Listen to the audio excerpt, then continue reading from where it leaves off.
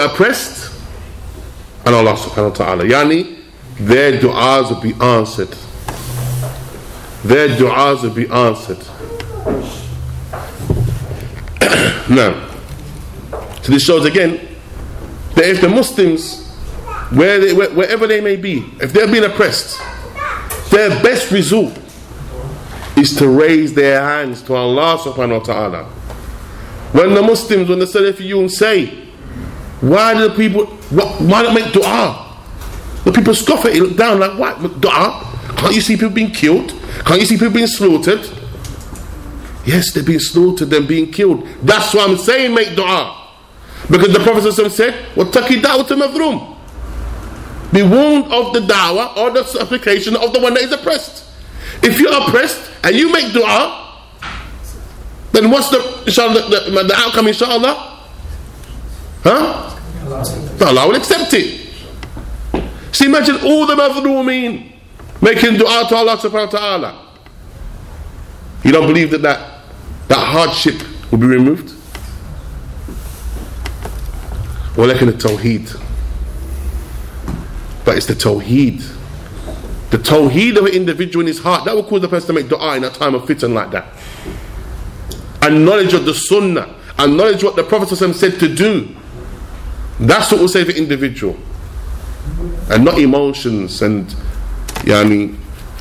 powerful speeches and revolutions and the likes. So Shaykh Ahmed Najmi, he says,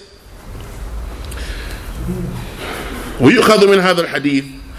So from the benefits of this hadith, البدء بالعقيدة في الدعوة. That what is taken from this narration is to start with the aqidah when calling. In the call, it starts with Tawheed, and in reality it ends with Tawheed. But the call, it starts with Tawheed. If you find a people, we examine them, you see that their call starts with other than Tawheed, then you know that they have strayed from the guidance of the Messenger of Sallallahu Alaihi Wasallam. It's not the call of the Prophet Sallallahu Alaihi Wasallam.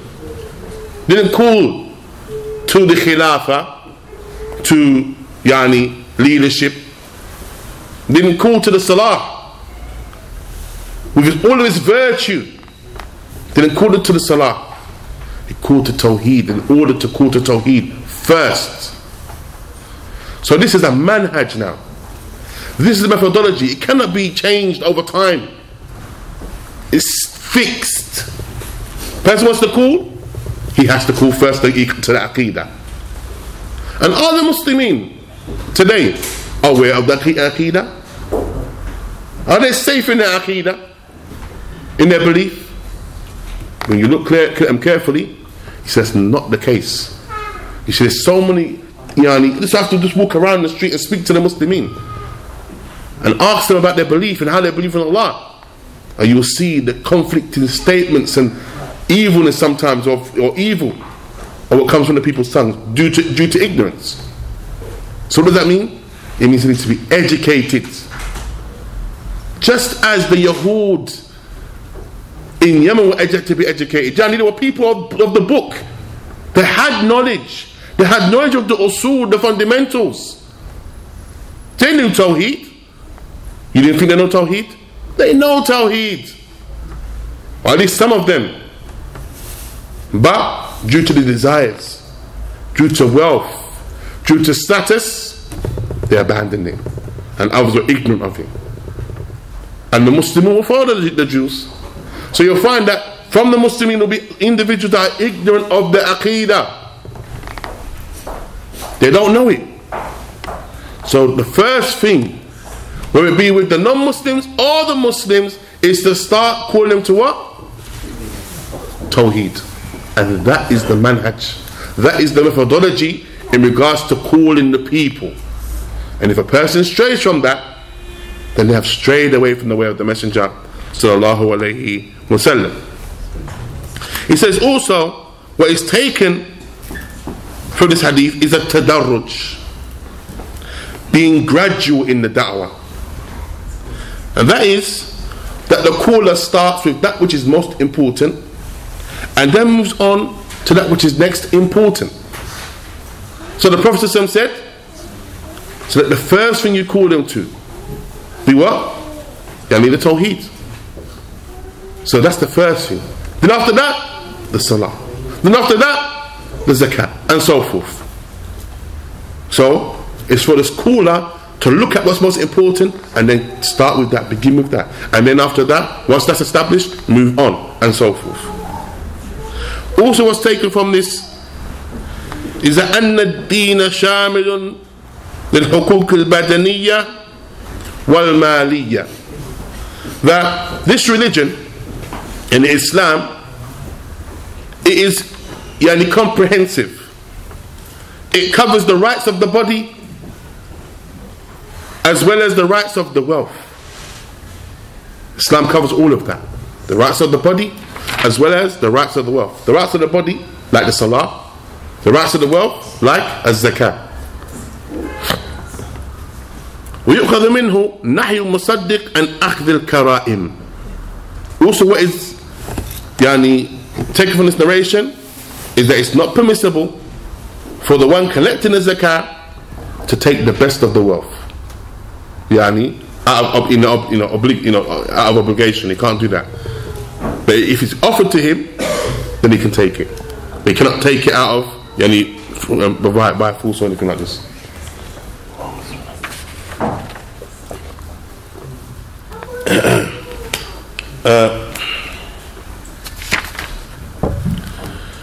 Also, from this hadith, it shows that it's not permissible, or it shows, that the wealth of the people is sacred. The people's wealth is sacred. It's not permissible to take it without right. The wealth of the people individually is sacred. But the Shaykh mentioned something afterwards, which is a refutation upon an ideology, and shows the futility and the batil of it, or the falsehood of it. Then goes on to say that also what's taken from this narration is that taking the best of the wealth is what? Dhulm, oppression. To take the best of the wealth is oppression. ويؤخذ منه أن دعوة المظلوم مستجابة. And that also what is taken from this is that the supplication of the one that is oppressed is answered. And then he says ويؤخذ منه دليل على تحريم الاشتراكية. He says that also what is taken from this is the evidence that communism is forbidden. Socialism. Social afwan. Same. Well, it's similar. But socialism, communism is the same. Because I understand it's communism personally. But I was trying to look for it. You understand? From the books, but I couldn't really see anything. Ishtirakiyya, which is like socialism or communism, one or two, which basically is taking away the right of the people of ownership. They're not allowed to own anything of themselves. Rather, it goes to the state. And where they work, their wealth goes to the state. So that means that the hard work that they do, their wealth, it's taken from them. So this is not permissible in Islam. It's oppression. To take the wealth that a person has worked for with their own hands. They can't own their own property and things like this. Not allowed in communism or in socialism. And this is something which Islam has forbidden. And this is taken from the sermon of the Prophet ﷺ, his final farewell sermon, where the Prophet ﷺ said, أَتَدْرُونَ أَيَّهُ أَيَّ يَوْمٍ هَذَا? Do you know what day it is? So the Sahaba said, Allah wa Rasuluhu a'lam. Allah and His Messenger know best. So the narrator said, حَتَّى ظَنَنَّ أَنُّهُ يَسَمِّيهِ بِغَيْرِ اسْمِهِ. So we thought, it's as though the Prophet ﷺ is going to call this day another day. Rename the day. Because it's on the day of Hajj, on the 10th of Dhul Hijjah, and this day has a name. So then the Prophet ﷺ, he said, أَلَيْسَ بِيَوْمِ النَّهَرِ. Is this not the day of Nahar, the day of slaughtering? The 10th day of Dhul Hijjah? Or for those that are not making Hajj, it will be Yawm al-Eid, Eid al-Adha. So he said, Bala ya Rasulullah, yes, O Messenger of Allah. Then the Prophet ﷺ said, Ayyu baladin hadha? What land is this? Alaysat bil baladatil haram? Is this not the sacred land? And then they said, Bala ya Rasulullah, oh yes, O Messenger of Allah. Then the Prophet ﷺ said, فَإِنَّ دِمَاءَكُمْ وَأَمْوَالَكُمْ وَأَعْرَاضَكُمْ وَأَبْشَارَكُمْ عَلَيْكُمْ حَرَامٌ. He said that indeed your blood, your wealth, your honor and your flesh is haram, sacred. It's sacred amongst yourselves. كَحُرْمَةِ يَوْمِكُمْ هَذَا. Just like this day is sacred, just like this month is sacred, just like this land is sacred. Then he said, هَلَا هَلْ بَلَّغْتَ, and raised his finger and said, have I not conveyed the message? Which is a serious statement here. Because if the people answer and say yes, then he has fulfilled his mission. And the Sahaba, they said, Naam, you have conveyed that message. So then the Prophet ﷺ said, Allahumma shahad, he said it 3 times, oh Allah, bear witness. And then the Prophet ﷺ said, فَلْيَبَلِّغُ الشَّاهِدُ الْغَائِبَ. Let the one that has witnessed this inform the one that is absent. فَإِنَّهُ رُبَّ مُبَلِّغٍ يُبَلِّغُهُ لِمَنْ هُوَ أَوْعَى مِنْ. He said, for indeed it's possible that the one that is conveying may convey to someone that understands better. That understands better. And that's reported in Bukhari and Muslim. So this is evidence to show that the wealth is sacred. It's not permissible to take it without right. Then after that, the author, Yani Muhammad Wahab rahimahullah, he said, وَلَهُمَا عَنْ سَهْلِ بْنِ سَعْدٍ رَضِيَ اللَّهُ تَعَالَى عَنْهُ.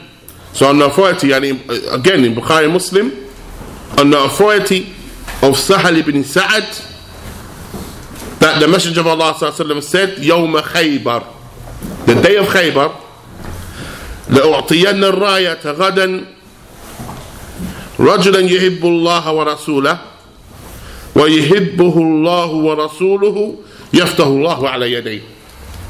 So he said that I'm going to give that flag, or I'm going to give the flag tomorrow to a man that loves Allah and His Messenger, and Allah and His Messenger love him, and Allah will give victory upon his hand.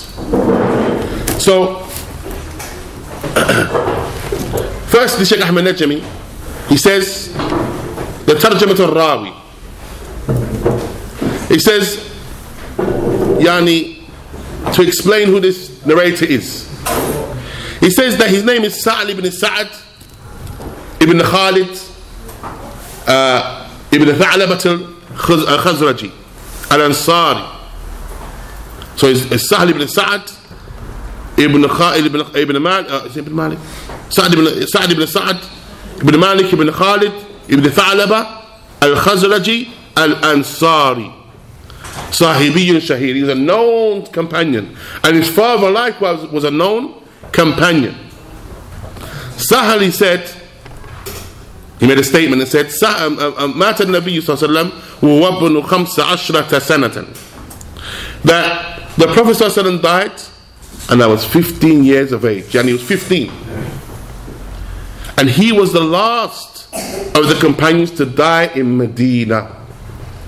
So he was the last of the companions to die in Medina, and he died in the year 88 Hijri, and it is said that he died in the year 91 Hijri, yani 88 Hijrah, after the Hijrah.